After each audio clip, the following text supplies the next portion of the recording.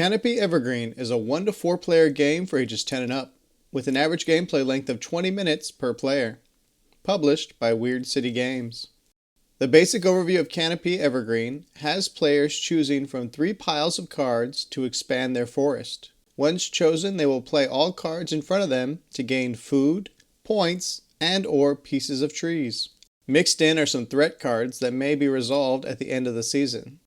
Play will continue with players choosing from left to right the stack they would like until a player has no stacks to choose from. This will indicate the end of the season. Players will score for the season. Once scored, each player will keep all wildlife cards but will discard all other cards. Shuffle all the forest cards together and prepare for the next season. After the third season is scored, wildlife will also score and the game is over, and the player with the most points wins. To set up the game, each player will take a forest map along with a component box with matching tokens and 3 trackers. Place the yellow tracker on the 1 with the star on the yellow food track, and the large green tracker on the 3 with the star on the point track. The smaller green tracker will be placed on the 0 and the smaller inner track to keep track of double-digit scores. In a basic game, you will remove these 2 tokens and return them to the player box, and then take all other tokens and place them randomly face up on every circle location on your forest map. Place roots, trunks, canopies, and wildlife tokens within reach of all players, and give 1 root section to each player to place on their forest map on any location marked with a tree.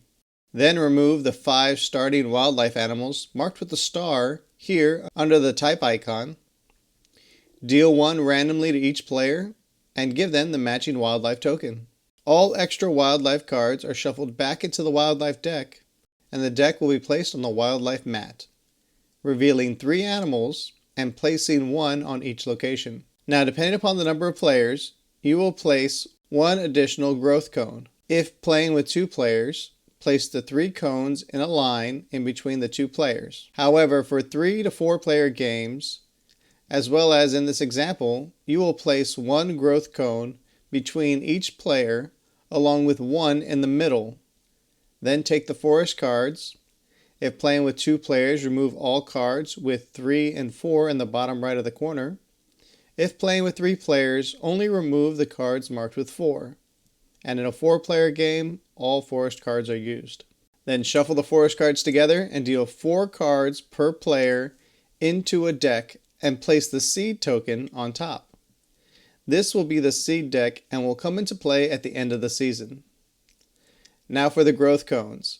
In a 3 to 4 player game, you will place a single forest card on each cone between the players and 2 forest cards on the middle growth cone. With that, setup is complete, and the player who most recently watered a plant will be the first player, or choose at random. To start the game, in this 3-player example, the player will first have the option to purchase wildlife from the market by paying the food amount in the top right-hand corner of each animal. Afterwards, they will select a set of cards.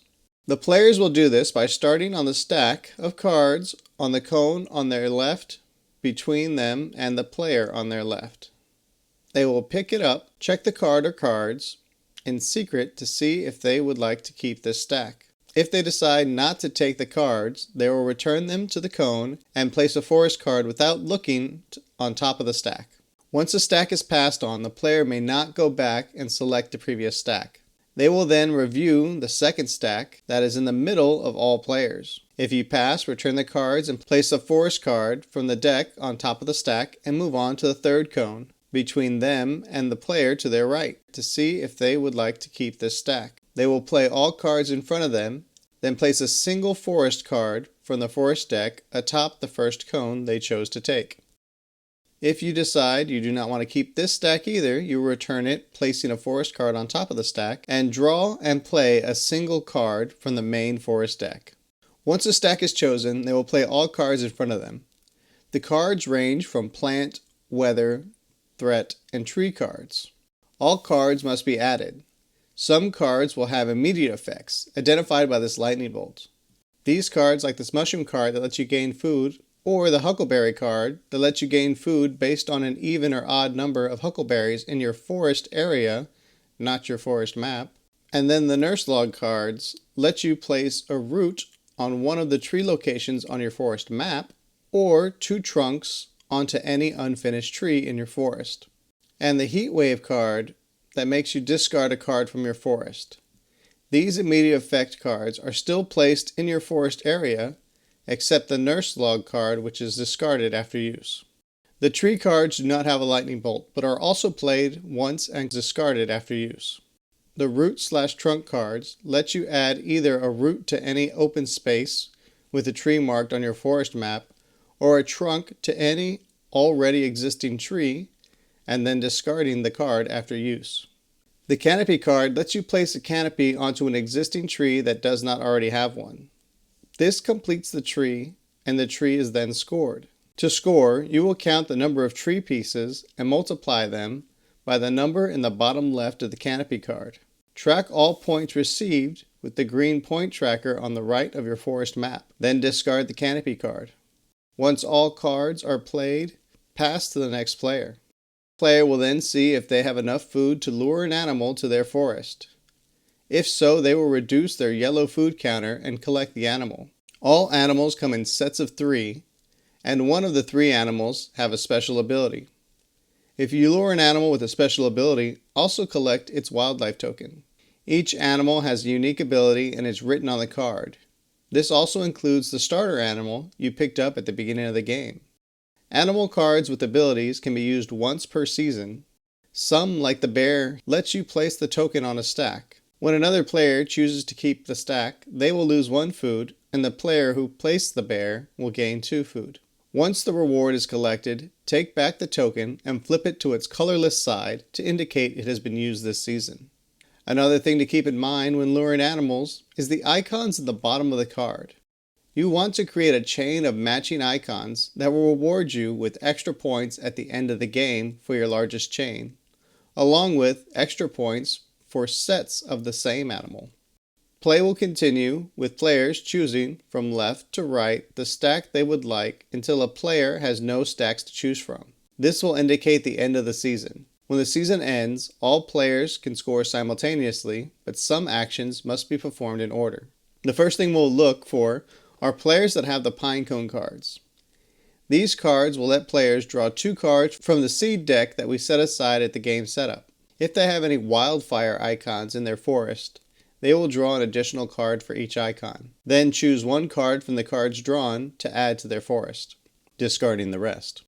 Next, resolve threat cards. If a player has multiple wildfire or disease cards, you will have to discard cards from your forest. If 2 wildfire icons, the player must remove 2 plants from their forest.